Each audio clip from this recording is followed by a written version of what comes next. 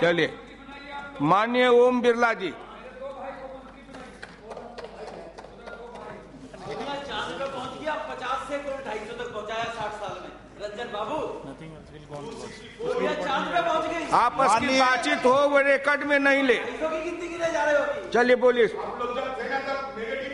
माननीय सभापति महोदय, ये तुम्हारे फाइनेंस मिनिस्टर ने कहा था चिदम्बरम ने 2008 में। इनको बोलने दीजिए। और ये है कि बंदा 8% जीडीपी। विधुरी जी, इनको बोलने दीजिए।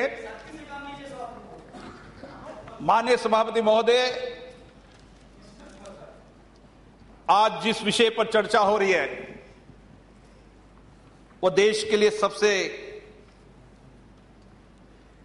गंभीर और जिसके लिए हिंदुस्तान आजादी के बाद लगातार हर सरकार ये वादा करती आई कि हमारी सरकार किसानों की सरकार है, हमारी सरकार किसानों की जिंदगी को बदलने वाली सरकार है। उस किसान की जिंदगी को बदलने के लिए एक राष्ट्रीय किसान आयोग बनाया गया। उस राष्ट्रीय किसान आयोग की रिपोर्ट 19 दिसंबर 2004 को,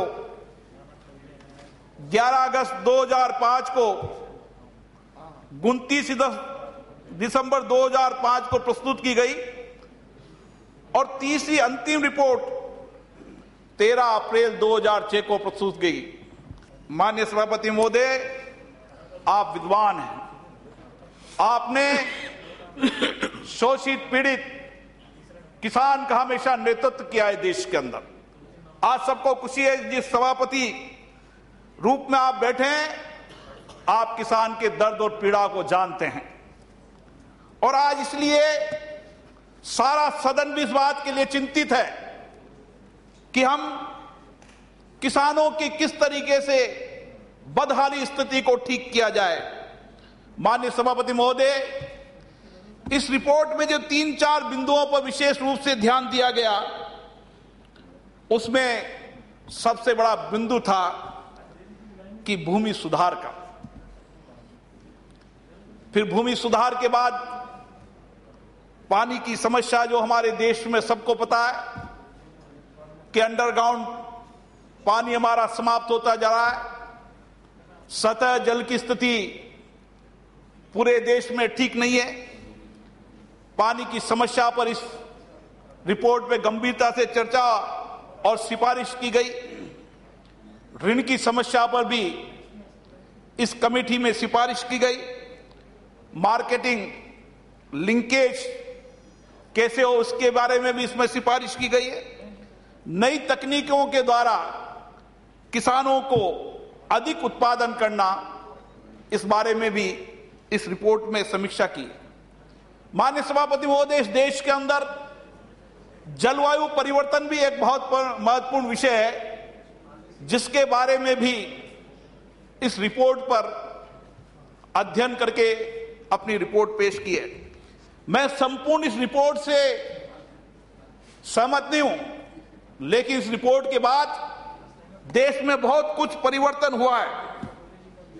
और परिवर्तन इस बात के लिए भी हुआ है कि धीरे धीरे जिस तरीके से कृषि भूमि गैर कृषि कार्य के लिए आने लगी, देश के अंदर कृषि भूमि का रकबा कम होता चला गया। इतना ही नहीं सभापति महोदय, रकबा कम होता चला गया, परिवार बड़ा होता चला गया, और जो किसानों को रकबा बड़ा था वो छोटे छोटे खेती में किसान होता चला गया।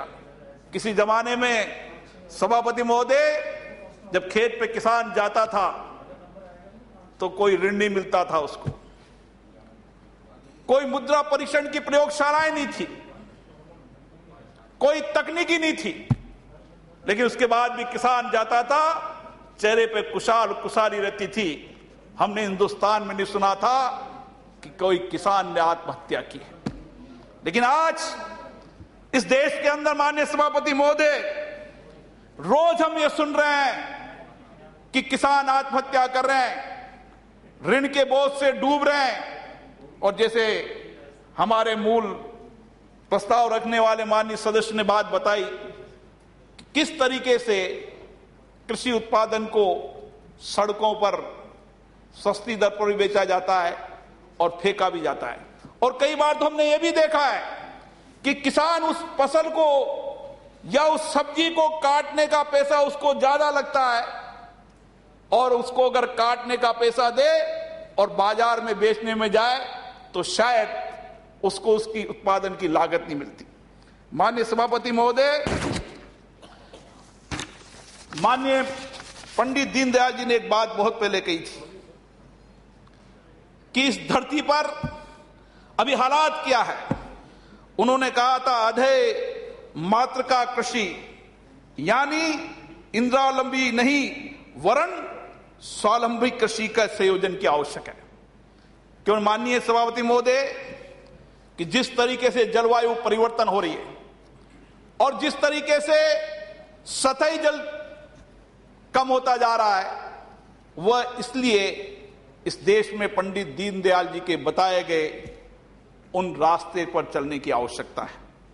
माननीय सभापति महोदय, आज इसलिए आवश्यकता है, हमारे गुजरात से मुख्यमंत्री के रूप में प्रधानमंत्री बनने वाले नरेंद्र मोदी जी ने गुजरात में एक एक बूंद का पानी का उपयोग कैसे हो और उस पानी के उपयोग के माध्यम से किसान का परिवार भी पले, समाज भी पले, उसके लिए गुजरात की धरती पर 14 साल तक मुख्यमंत्री रहते हुए देश को एक दिशा दी है।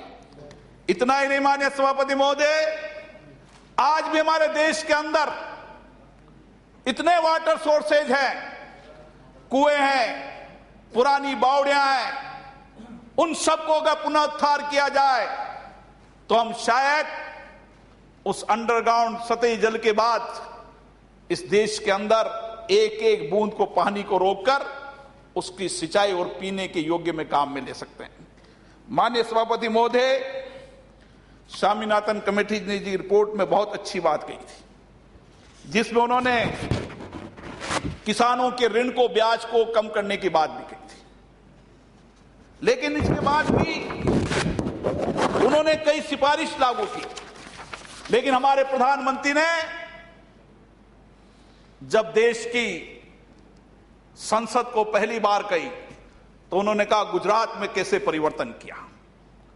उन्होंने मृदा परीक्षण को कैसे मिट्टी परीक्षण के आधार पर कौन सी खेती किस जमीन पे होना चाहिए, उस जमीन की उर्वरक स्थिति क्या है, इन सारी पर्यवेक्षण प्रयोगशाला के लिए एक देश में दिशा दी।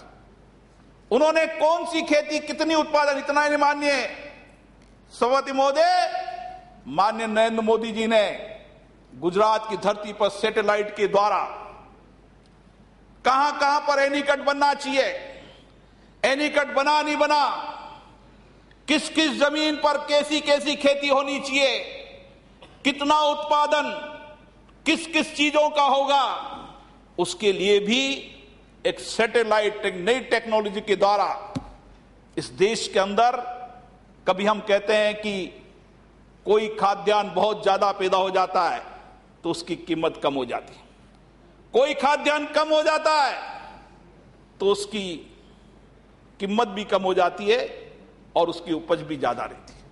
कभी कोई सब्जी बहुत ज्यादा हो जाती है तो सब्जी को फेंकना पड़ता है, कभी कोई फल बहुत ज्यादा हो जाता है तो उसकी कीमत बाजार में कम हो जाती है। और इसीलिए प्रधानमंत्री जी ने एक देश में दिशा दी है और आने वाले समय में सभापति महोदय, इस देश देखेगा कि जिस कृषि उत्पादन के आधार पर हम देश में परिवर्तन की बात कर रहे थे, किसान को मजबूत आत्मनिर्भर बनाने की बात कर रहे थे, इस देश के अंदर एक दिशा दिखेगी। मिट्टी परीक्षण के द्वारा कौन सी खेती किस जगह पैदा होनी चाहिए, कितनी पैदा होनी चाहिए, कितनी पैदा हो रही है, कितनी भविष्य में पैदा होगी, क्या मार्केट होगा। आज जब बात कर रहे थे समर्थन मूल्य की, यह बात सही है कि इस देश में समर्थन मूल्य जब सरकार निश्चित करती है तो ऐसा लगता है कि किसानों के साथ न्याय नहीं करती। कई बार हमें लगता है कि डीएपी की रेट यूरिया की रेट, डीजल की रेट, बीज की कीमत, किसान की बिजली, और जहां बिजली नहीं है वहां भगवान के भरोसे बैठा किसान। आज हम देखते हैं कि किसान की माली हालत आज भी नहीं सुधरी। आज भी किसान पैर में चप्पल नहीं, तन पे कपड़ा नहीं, 2 रोटी खाने का इंतजाम करता है। कभी बाढ़ आ जाती है, कभी तूफान आ जाता है, कभी कोई कीड़ा लग जाता है, कभी ओलावृष्टि हो जाती है, कहीं अकाल पड़ जाता है, किसान फिर डूब जाता है। लेकिन आप सभापति महोदय देखते होंगे, किसान फिर खेत पे आता है, फिर मुस्कुराते हुए खेती चलता है। जब हम गांव में जाते हैं तो फसलें देखते हैं कि विराट फसल होगी सोयाबीन की, ऐसा लगता था कि सोयाबीन की बम्पर क्रॉप होगी, और 15 दिन बाद जाते हैं, पता चलता है कि सोयाबीन की फसल पर कीड़ा लग गया, किसान की फसल चौपट हो गई।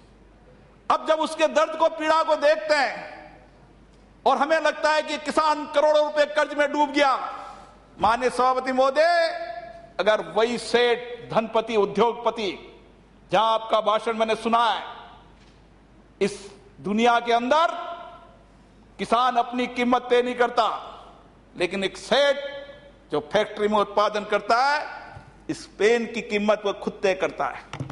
लेकिन इस देश के अंदर किसान अपनी उपज, अरे किसान अपनी उपज का मूल्य तय नहीं कर सके, लेकिन कम से कम सरकार तो किसान की उस मूल्य को तय करे कि किसान की उत्पादन लागत और उसका लाभ मिलने के बाद किसान सुरक्षित रहे।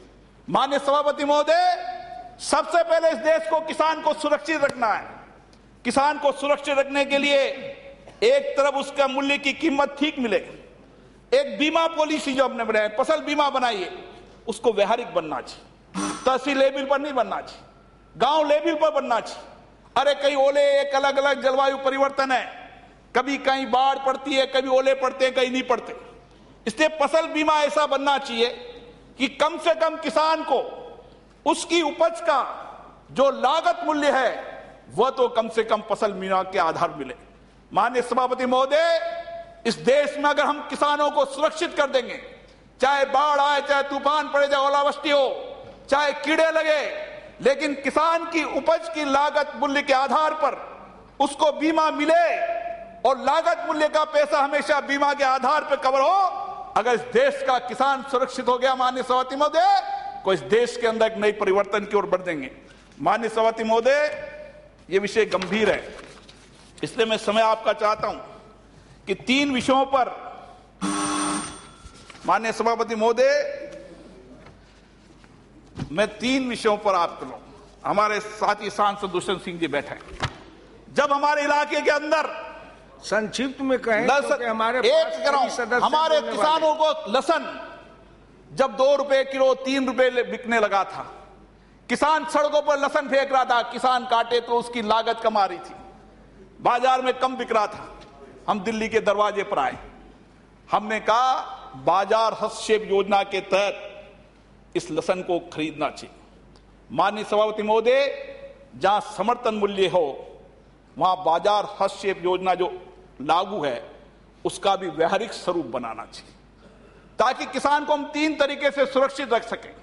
फसल बीमा के आधार पर उसकी उत्पादन लागत हमेशा मिले, इस एक फसल बीमा का आधार हो। दूसरा, उसका समर्थन मूल्य इस तरीके का तय हो कि उत्पादन लागत उसका लाभ हो। तीसरा, बाजार हस्तक्षेप योजना के तहत जब कभी बाजार में कोई सब्जी, कोई ऐसी वस्तु जो समर्थन मूल्य पर नहीं खरीदी जा सकती, उसको बाजार हस्तक्षेप योजना को व्यवहारिक बना के खरीदी जाए तो शायद देश के किसानों को सुरक्षित कर सकते हैं। माननीय सभापति महोदय, मेरा इतना ही निवेदन है कि स्वामीनाथन आयोग की रिपोर्टें कई अच्छी हैं। हाँ हाँ, आयोग बोला, आयोग ही बोला हूं मैं, कोई बात नहीं, कोई।